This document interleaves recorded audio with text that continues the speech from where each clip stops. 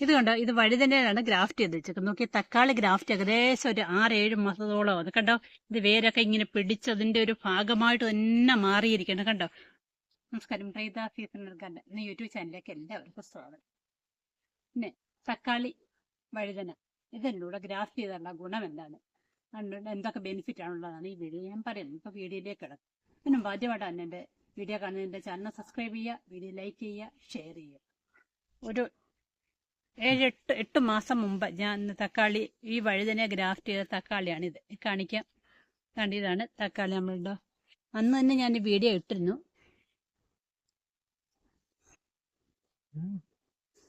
അപ്പം തക്കാളിയെ വഴുതന ഗ്രാഫ്റ്റ് ചെയ്ത ഗുണം എന്ന് പറഞ്ഞാൽ ഒരു മൂട്ടിൽ തന്നെ തക്കാളിയും വഴുതന ഉണ്ടാകും.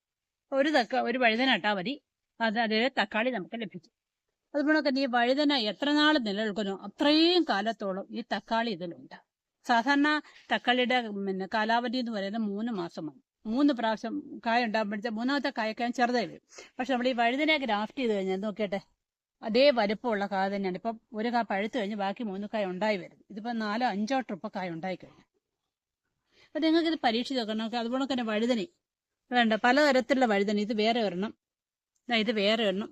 ഇത് കായ ഉണ്ടായി വരുന്നു, കായ ഉണ്ടാവാൻ തുടങ്ങുന്നേ ഉള്ളൂ.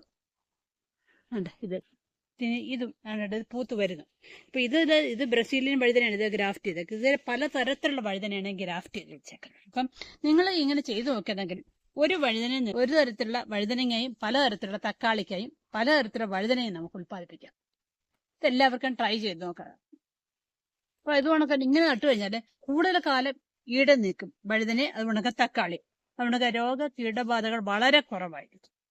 തക്കാളിയിലുണ്ടാകുന്ന വാട്ടരോഗം, അതുകൊണ്ടൊക്കെ വഴുതന ഉണ്ടാകുന്ന വാട്ടരോഗം, ഇത് പരസ്പരം ഗ്രാഫ്റ്റ് ചെയ്താൽ ഇതൊന്നും ഉണ്ടാവുകയില്ല. അതുകൊണ്ടൊക്കെ പുഴുശല്യം വളരെ കുറവായിരിക്കും.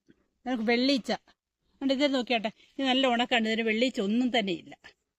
കണ്ടോ, ഈ സ്ഥലത്തൊക്കെ ഇഷ്ടം പോലെ വെള്ളീച്ച ഉണ്ടാവുന്ന. ഇങ്ങനെ ഗ്രാഫ്റ്റ് കൊണ്ട് വെള്ളീച്ച ഉണ്ടാവത്തില്ല. അതുകൊണ്ട് ഒരു മൂട്ടിൽ നിന്ന് തക്കാളിയും വഴുതനയും കിട്ടും, വാട്ടരോഗം ഉണ്ടാകത്തില്ല. അതുകൊണ്ടൊക്കെ ദീർഘകാലം നിലനിൽക്കും. ഇങ്ങനെയാണ് തക്കാളിയും വഴുതനയും ഗ്രാഫ്റ്റ് ചെയ്തുള്ള ഗുണം. അപ്പൊ തക്കാളി വർഗത്തിൽപ്പെട്ട ചെടികളെ നമുക്ക് വഴുതന വർഗത്തിൽപ്പെട്ട ചെടികളെ തക്കാളി ഗ്രാഫ്റ്റ് ചെയ്യാൻ പറ്റും. തിരിച്ച് ഒരിക്കലും തക്കാളി നമുക്ക് വഴുതന ഗ്രാഫ്റ്റ് ചെയ്യാൻ പറ്റുകയില്ല. അതിന്റെ കാരണം എന്ന് പറയാം, തക്കാളിയുടെ തണ്ടെന്ന് പറയാൻ വളരെ മൃദുവാണ്. അത് വഴുതന ഗ്രാഫ്റ്റ് ചെയ്ത് കഴിഞ്ഞാൽ ഒടിഞ്ഞു പോകും, ഒരു സെക്കൻഡ് പോലെ നിൽക്കത്തില്ല. അപ്പൊ ഈ വീഡിയോ ഞങ്ങൾക്ക് എല്ലാവർക്കും ഉപകാരപ്രദമായെന്ന് കരുതുന്നു. ഉപകാരപ്രദമായെങ്കിൽ എന്റെ ചാനൽ സബ്സ്ക്രൈബ് ചെയ്യുക, വീഡിയോ ലൈക്ക് ചെയ്യുക, ഷെയർ ചെയ്യുക.